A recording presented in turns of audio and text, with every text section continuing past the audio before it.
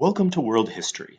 Today we're going to take just the briefest overview and look at Chinese civilization. Obviously, China is an ancient culture that hopefully, again, you studied in sixth grade but may not completely remember. So we're going to just briefly go through the history of China, of early China, in order to introduce some concepts and ideas that are going to be incredibly important to this class going forward. Chinese civilization began along the Yellow River in what is today northern China. It's called the Yellow River because, as you can see here, there's a lot of silt accumulation in the river, making it yellow.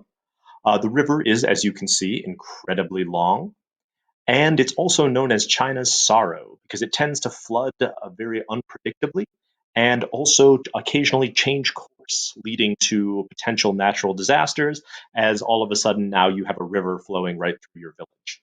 So, Chinese society began along the Yellow River approximately 4,000 years ago. In order to understand Chinese history, you need to understand something called the Dynastic Cycle. The Dynastic Cycle is the process by which Chinese historians described their history. And take a moment and pause the video so you can read the various components here.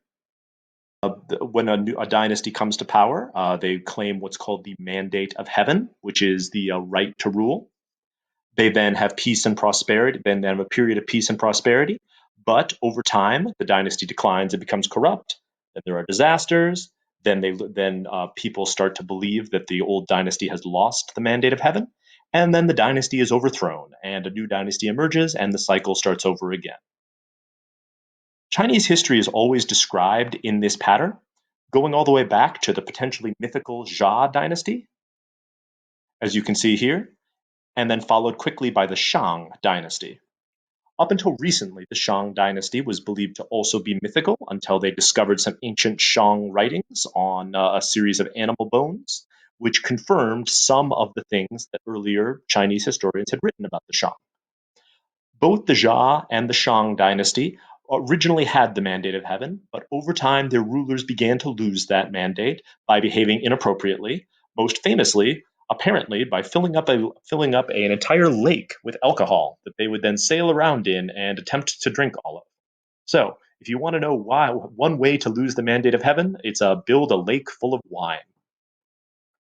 Once the Shang dynasty fell, they were replaced by the Zhou dynasty. But all of these dynasties are important for you only to understand that a dynasty rises, there are a few good years, then all of a sudden their emperors start filling lakes with alcohol, and then it's time for them to fall and a new dynasty to rise. I'll give you a second here. This is from the Shujing Classic of History that describes how the kings of Xia lost the mandate of heaven. So pause in order to read this.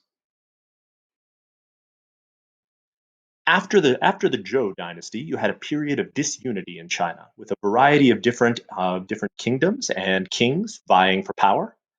This period of the spring and autumn period and the warring states period lasted for about 500 years, where no single family could unite all of China, until finally the Qin dynasty, which started out as this tiny little kingdom out here in western China, gained significantly more power, and then was finally able to unify the entire kingdom. The Qin dynasty, of course, created a centralized government.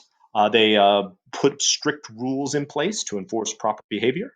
The famous terracotta warriors were in the tomb of one of the Qin emperors. These were the famous sort of clay soldiers. The Qin dynasty built the first version of the Great Wall, the famous barrier dividing Chinese society from the terrifying barbarian tribes of the north.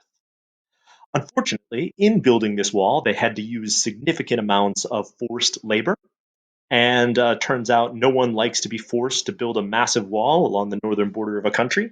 And building that wall turned out to be incredibly deadly for a lot of Chinese people. And so the Qin dynasty's reign was incredibly short lived, and they were replaced by the much more famous. The Han dynasty is perhaps the most famous of all Chinese dynasties. As you can see here, the Han dynasty controls a significant portion, or controlled significantly more territory than the Qin. They benefited, of course, from the Great Wall the Qin rulers had created. The Han Dynasty has a ton of achievements here, so pause the video and take a moment to look through this. Obviously, paper and writing is very important, and their scientific achievements are also incredibly impressive. They also began to write their own history, with Sima Guang here being the grand historian. And so, one of the reasons we know so much about ancient China is because Chinese historians recorded significant parts of it. So, Han Dynasty, one of the more important Chinese dynasties. In the Han Dynasty, we get some of the most famous Chinese philosophies, which you'll need to know going forward. The first two are Confucianism and legalism. Confucianism were the teachings of Master Kong, or known in English as Confucius, who was a minor court official in the Zhou dynasty. Confucius described five basic relationships, which I'll have you pause here and be able to read. These relationships dictated how people should react to each other.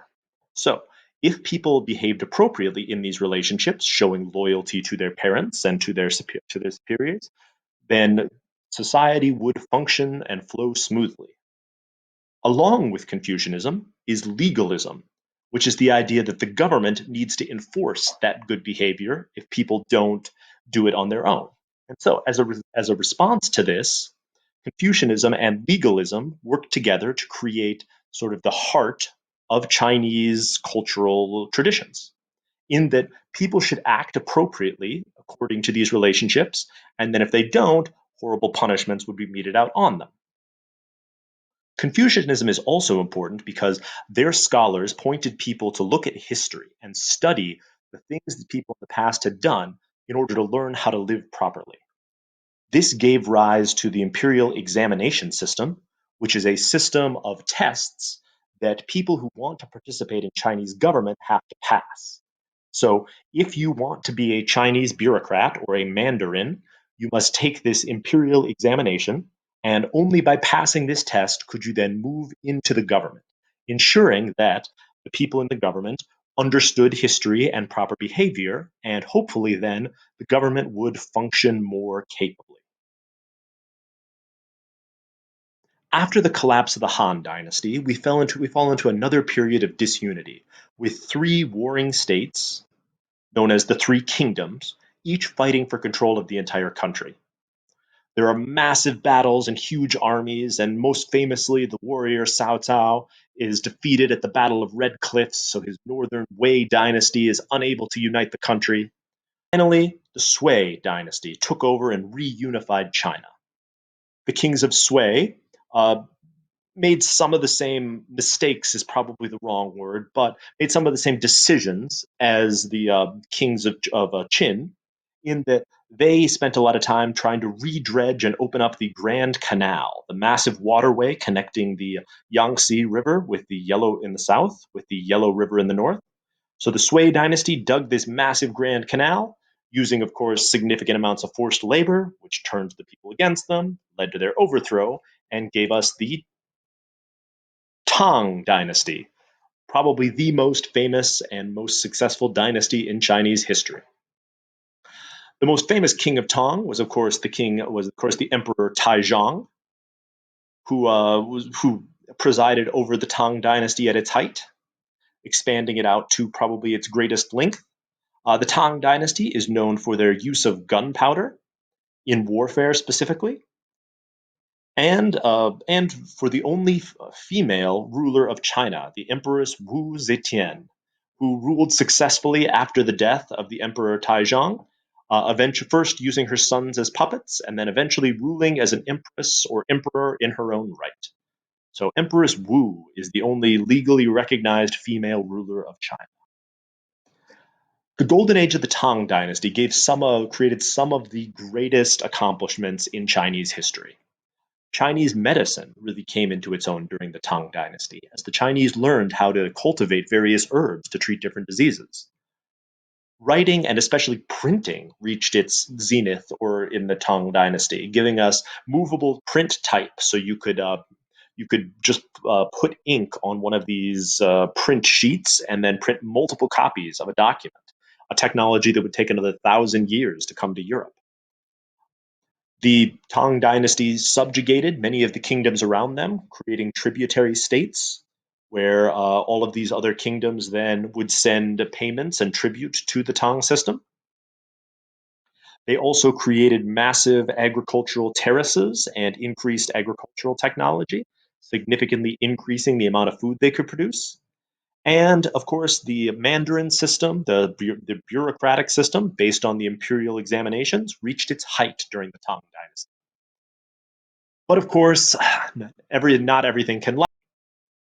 Although the Anlushan rebellion was put down, the capital was burned to the ground, and the Tang dynasty was clearly on its last legs, having lost the mandate of heaven. Song dynasty, which perhaps was the cultural height of China. The Song dynasty, although it was not as militarily powerful as the Tang, is known for specifically poetry. You can see here the famous Du Fu poem. They are also known for maritime trade, the building of large, powerful ships, allowing China to trade with other kingdoms, specifically into the Indian Ocean. It's known for art and artwork. See here the natural themes, often common in Chinese art. They developed a very accurate clock, which was one of the first, I think, the first accurate clock developed in human civilization.